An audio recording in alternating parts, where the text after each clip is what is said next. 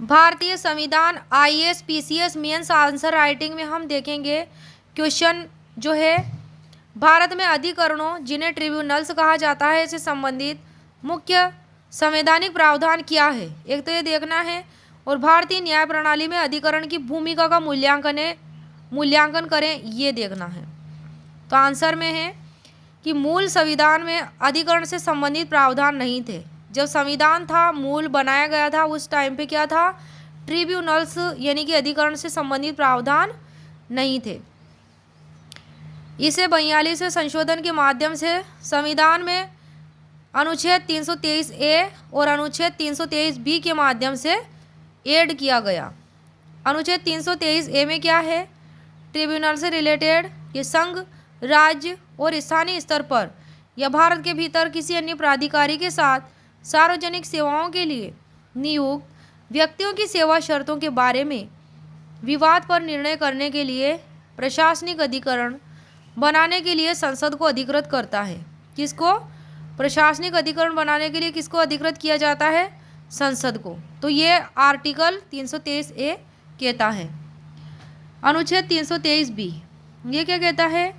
कर, श्रम विवाद, संपत्ति, भूमि सुधार, पर्यावरण आदि जैसे अन्य मामलों के लिए अधिकरण की स्थापना के लिए संसद या राज्य विधानसभाओं को शक्ति प्रदान करता है।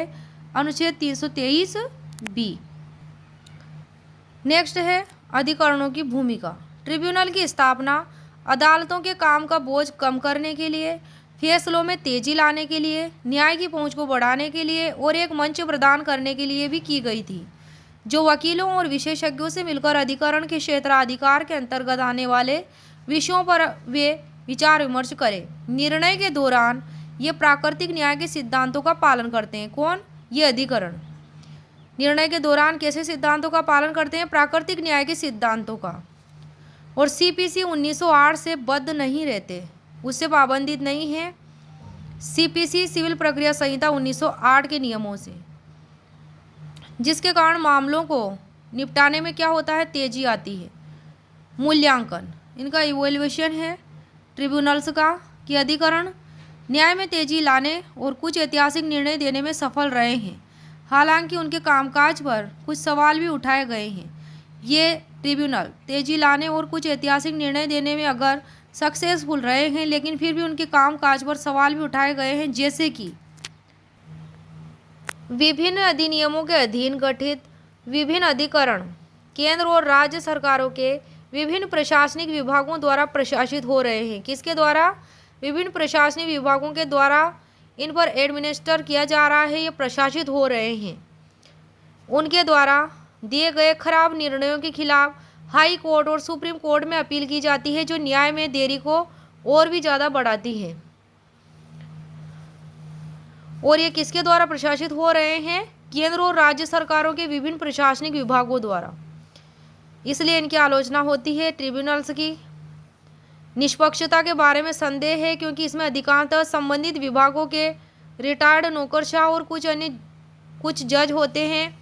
अधिकरणों की बढ़ती संख्या न्याय की शक्तियाँ कार्यपालिका को स्थानांतरित करती है। न्याय की शक्तियाँ किसको? कार्यपालिका को स्थानांतरित की जाती है। अगर अधिकरणों की संख्या बढ़ती रहती है तो जो शक्ति के पृथक्करण और स्वतंत्र न्यायपालिका के विपरीत होती है, कि न्यायपालिका ऐसी स्वतंत्र नहीं है अधिकरण वाली। इसलिए चूंकि अधिकरण प्राकृतिक न्याय के सिद्धांत का पालन करते हैं, अतः निर्णायक प्रक्रियाओं की एक स्पष्ट समझ विकसित करने में नाकाम हो रहे हैं। इसके परिणाम स्वरूप अधिकरणीय न्याय की गुणवत्ता में सुधार के संबंध में निम्नलिखित कदम उठाए जा सकते हैं। अधिकरणों की कामकाज की देखरेख के लिए स्वतंत्र पर्यवेक्षी निकाय, प्राकृतिक न्याय के न्यूनतम मानदंडों का निरूपण, अधिकरणों के समक्ष आए कानून के महत्वपूर्ण प्रश्नों पर हाई कोर्ट और सुप्रीम कोर्ट निर्णय करें। नियुक्ति प्रक्रिया को युक्तियुक्त बनाया जाए, यानी कि न्यायिक सदस्यों की नियुक्ति प्रक्रिया को क्या बनाया जाए? युक्तियुक्त बना जाए। ये इसका मूल्यांकन था अधिकरणों का।